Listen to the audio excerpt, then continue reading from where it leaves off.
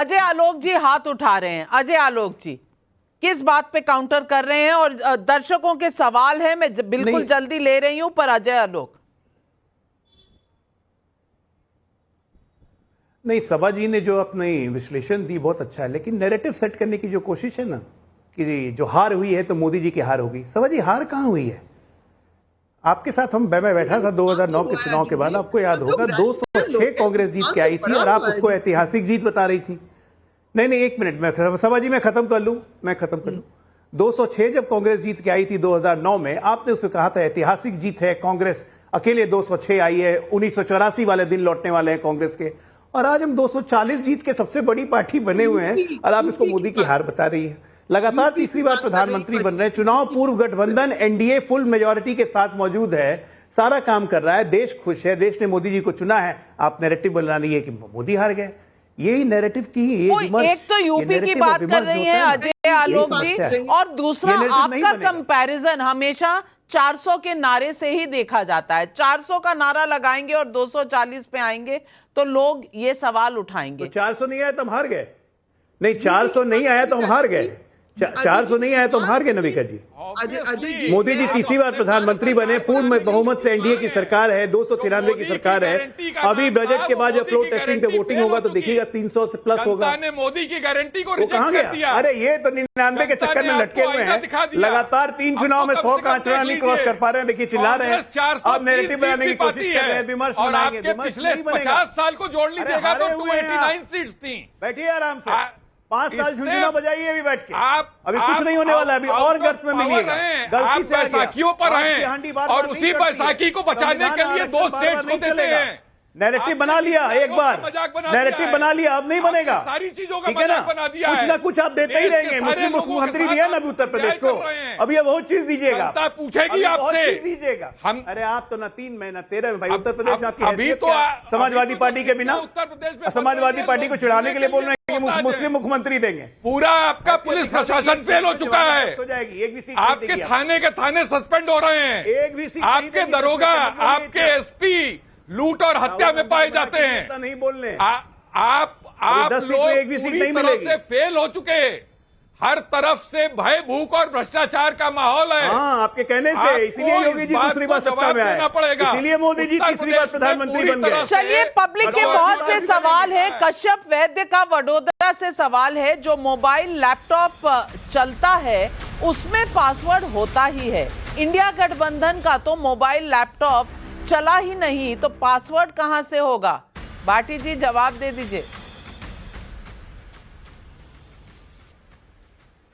नहीं, ये बात अभी थोड़ी देर पहले अजय आलोक जी ने भी कही और ये जो सवाल पूछ रहे हैं वडोदरा से वो भी यही बात कह रहे हैं।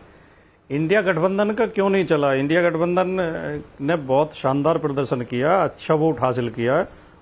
भारतीय जनता पार्टी की 63 सीटें कम हुई हैं पूरे देश में। मोदी जी की जीत का अंतर 1 तिहाई रह गया है। लेकिन भारतीय जनता पार्टी तो आप सरकार बनाने थे, सरकार तो नहीं बनी ना, बैठे तो विपक्ष में ही है। हर्षवर्धन त्रिपाठी, ये बात बोलने से कतरा क्यों जाते हैं इंडिया गठबंधन की पार्टियां?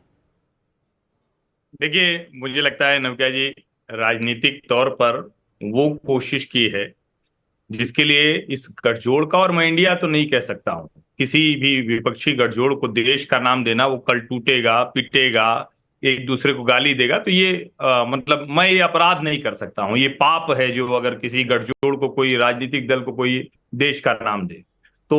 लेकिन मूल बात समझिए, बड़ी ताकत लगाई आप जिस तरीके भारतीय राजनीति में इस तरह का प्रयास करके, जो पूरे इस तरह का प्रयास करके, जो हर तरह के नीति का भी एक एक्रोनिम है और नीति आयोग को आपने मजाक बना करके रख दिया है। तो अगर आप कमलाकर जी, हर्षवर्धन त्रिपाठी जी बोल रहे हैं ना, वो बोलने, फिर मैं आपको समय देती हूँ।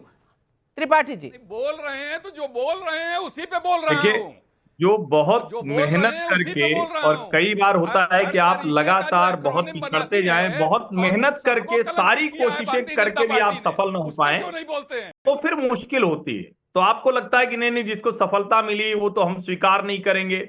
स्वीकार तो 2014 से नहीं कर रहे थे, लेकिन लोकतंत्र में यही तरीका होता है, आपको सम्मान के साथ स्वीकार करना चाहिए। नीति आयोग की बैठक में सारे मुख्यमंत्रियों को जाना चाहिए।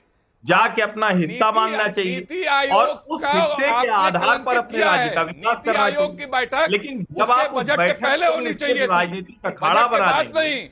अब देखिए कमलाकर जी के पास तो कुछ और है नहीं, तो आवश्यकताएं देखी जाती हैं, लेकिन जिसको राज्य की सरकार चलाने के लिए जनता ने आदेश दिया, अगर वो भी इनकी तरह व्यवहार करने लगे तो ये दुर्भाग्यपूर्ण है। तो ये निश्चित तौर पर कमलाकर त्रिपाठी जी, मेरा आपसे सीधा सवाल है, अगर आपके राज्यों को नहीं मिला है अपना हक, तो हक मांगने जाने से आप डरते क्यों हैं? आपकी पार्टी का यही रहा है कि हम बाहर स्ट्राइक करेंगे, अंदर बोलेंगे नहीं, जहां हक माना जाना चाहिए। हम पार्लियामेंट में बहुत शोर मचाएंगे, लेकिन सवाल पूछेंगे, पार्लियामेंट रोकेंगे, लेकिन सवाल पर जब जवाब दे रहा है कोई, तो हम वॉकआउट कर जाएंगे। ये राजनीति अब जनता नहीं देखना चाहती। जनता कह रही है कि आप सवाल तो सही उठा रहे हैं, लेकिन सुन लीजिए और उसके बाद कंस्ट्रक्टिव क्रिटिसिज्म भी कीजिए। ये आप क्यों नहीं करते? सवाल गलत है। जब ऐसे भागते हैं मुझे लगता है कि सवाल गलत मुझे बोल लेने दीजिए। इसलिए फंस के भागते हैं। आयोग पहले बजट के पहले मीटिंग करता था, राज्यों की आवश्यकताएं लेता था और उसको फिर बजट में समाहित किया जाता था। पिछले साल भी नीति आयोग की मीटिंग में आपके 8 मुख्यमंत्री विपक्ष के नहीं आए थे, तो आप आना चाहते नहीं है, डिस्कस कुछ करना नहीं चाहते, हो हल्ला करना चाहते हैं, इससे देश थोड़ी आगे बढ़ेगा।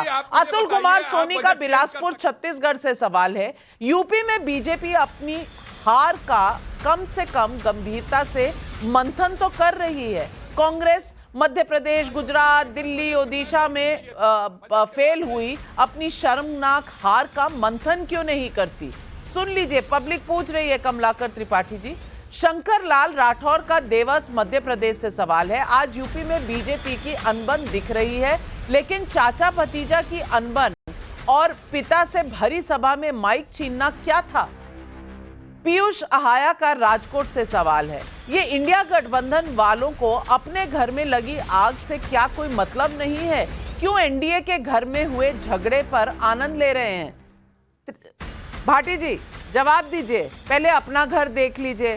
और कह रहे हैं लोग कि बीजेपी तो मंथन तो कम से कम कर रही है, क्या कांग्रेस पार्टी, समाजवादी पार्टी में कोई मंथन चल रहा है? नहीं, मंथन इतना कर रही है भारतीय जनता पार्टी के 52 दिन हो गए हैं रिजल्ट को आए, 52 दिन से वो एक सिर ढूंढ रहे हैं जिसके ऊपर हार का ठीकरा फोड़ सकें। उन्हें ऐसा सिर नहीं मिल रहा जिसके ऊपर हार का ठीकरा फोड़ सकें।